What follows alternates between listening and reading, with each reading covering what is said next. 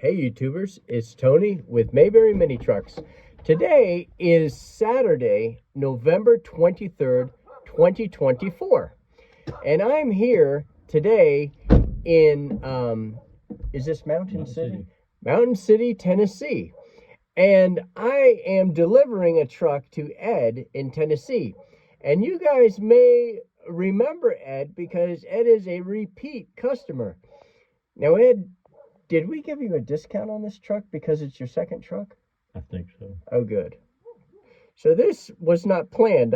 He could have said, no, of course you didn't. And I'd have to discount this truck. I think you did. Well, that's attributable to Hannah. And so Hannah is running our office staff now. And Justin is primarily doing the purchasing and getting the mini trucks fixed and making sure that the things that I typically was doing are getting done.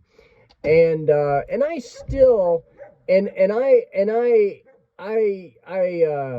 doing sailing now, but I'm doing deliveries still.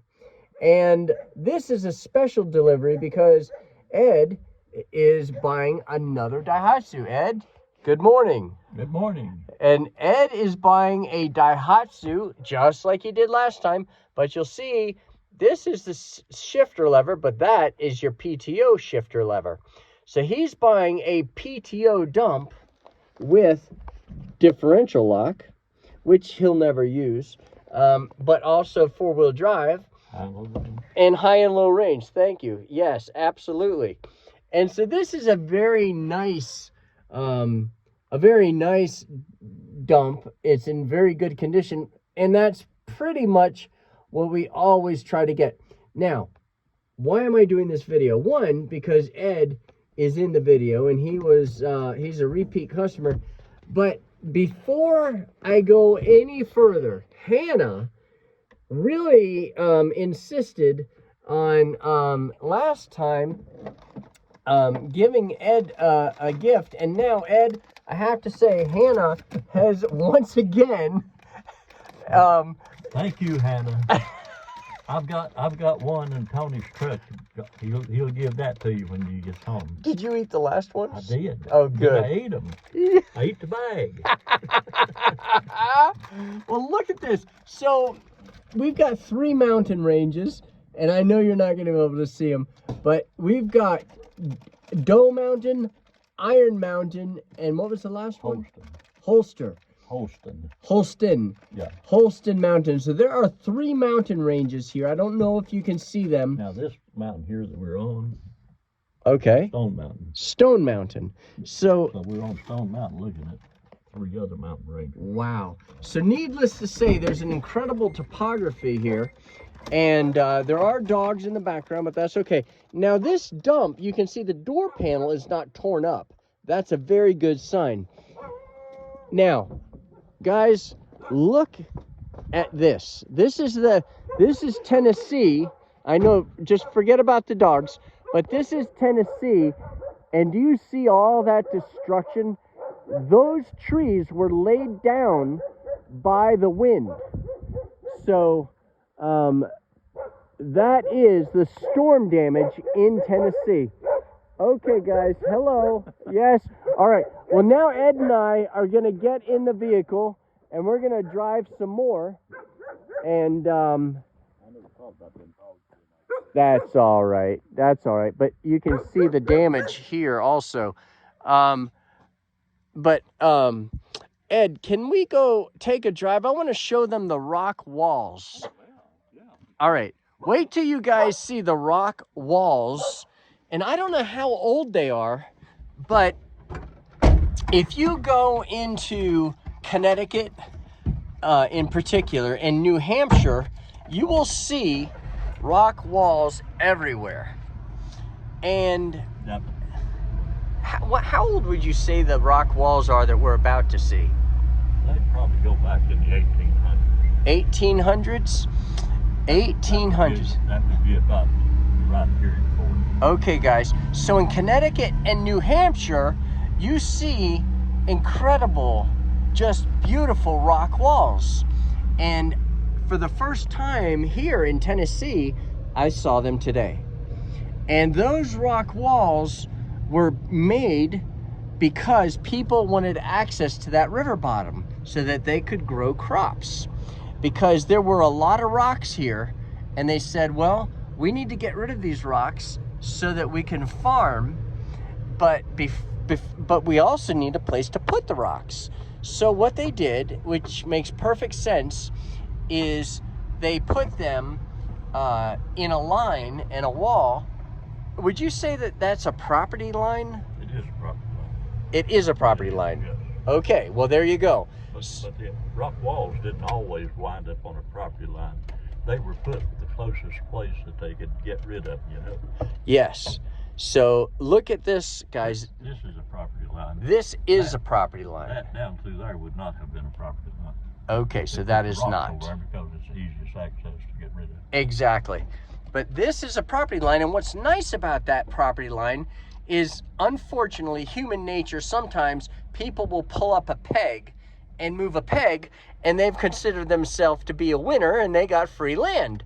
Well, guess what? You're gonna have a very hard time pulling up a peg on this property line. It's not moving. It ain't going nowhere. It's not going anywhere. So we're gonna drive a little more here, and I want to show you. Oh, and guys, see these houses? These are all spring fed. So the water supply is from a natural spring. These don't have wells dug, which is really, really cool. Now, last time I was here, Ed had apples on the apple trees, and I helped myself to some apples. Now, here's what we're gonna do. Before I go any further, now that I'm on gravel, I'm gonna put it in 4-wheel drive. And that's low range. Well, let me put it in first gear. So now I'm in first gear, low range, and I want to point out some of the, so see these logs here? These logs, are these a result of the storm damage? Yes. Okay. All of them coming right over here. Oh, it all came out of here. Wind just Wow. Amazing, guys. Look at this. This is storm damage from the hurricane that came through. And was that Irene? What was the name of that storm? Oh, Helene. Okay. Sorry, guys. You'd think I would know that. But look at all these logs. And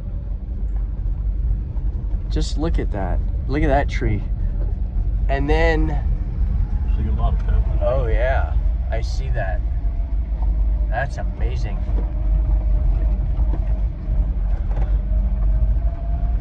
Boy, Tony, I'd give anything if I could just show you that big tree up there in the mountain. How do we get there? You need a video of that.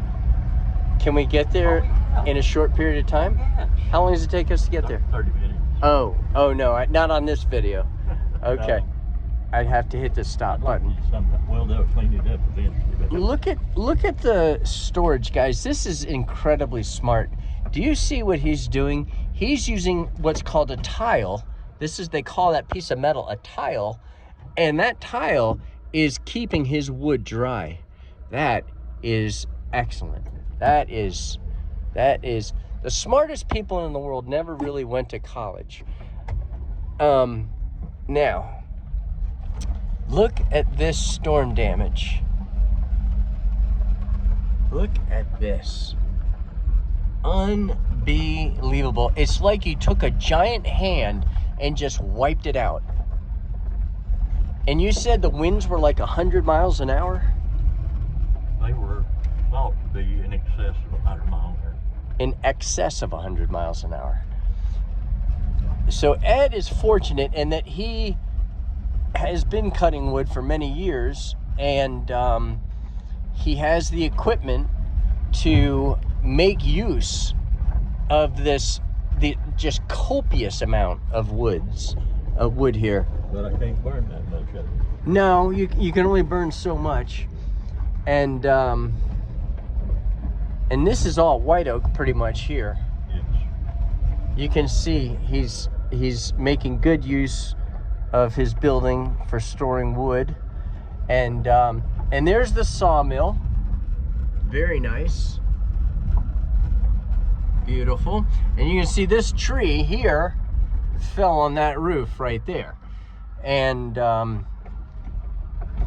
Ed has a Mixon Mills sawmill, and he can make just about any board you can imagine.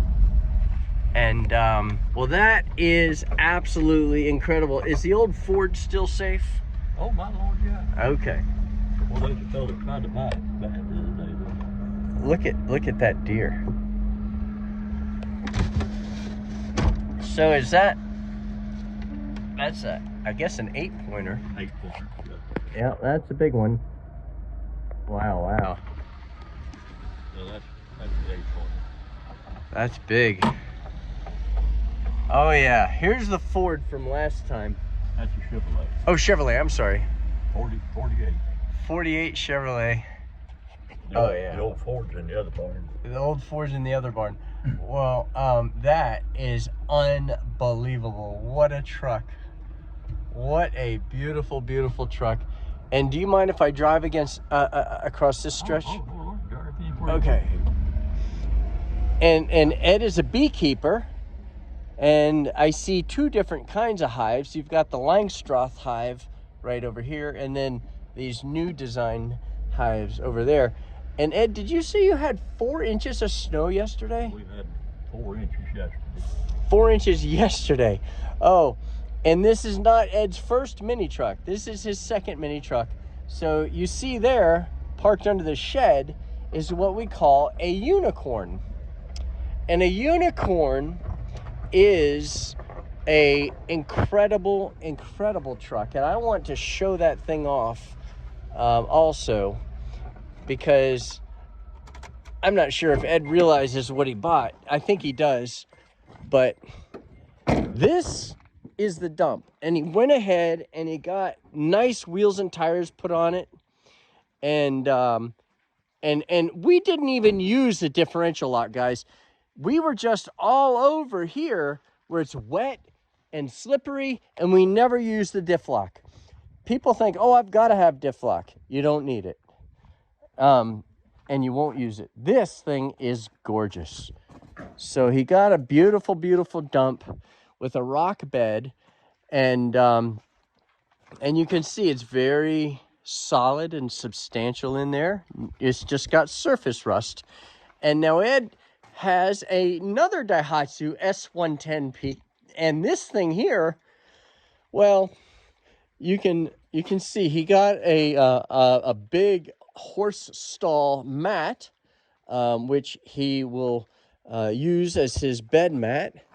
And he also put a toolbox in here, which is really nice. So that toolbox with the hydraulic piston, man, that is nice. That is a pretty sweet little addition. And then as we look inside, I want to call your attention to the mileage. That's right, 6,962 original kilometers. So guys, that figures out to what, about 4,000 miles, maybe? Yeah, exactly, about 4,000 miles. So Ed, thank you for again being generous and letting us take videos at your place here, and thank you also for your repeat business. And are you going to eat these cookies that Hannah gave you also? I'm going to keep them. No, I'm going to eat them. All right. Well, thank you very much for being so hospitable and giving me the time to just take my time and video. And thank you also for your repeat business. You're welcome. I appreciate it. I'd love for you to stay all day if you would. Well, I'll even find you a bed where you can sleep tonight. Well, that would be nice. That would be nice. That's it. Remember that is his root cellar right there. And that is that a fuel oil tank? It is. Yes. It was. It was a fuel oil tank. And if you remember, the way he hung that door is he cut out everything except two little slots, and then welded his hinges on there, and then cut the rest of the door off, and it's perfectly hung. And that is what you call country intelligence. And I said the smartest people in the world don't necessarily have a college degree. I don't mean to offend our people who have, myself included, gotten a college degree, but one thing I've learned is the most intelligent people don't necessarily have to have a degree. And boy, I'll tell you, that's true. That's true. So guys, thank you very much for watching our video. And Ed, thank you very much for your business. I appreciate it. Thank you.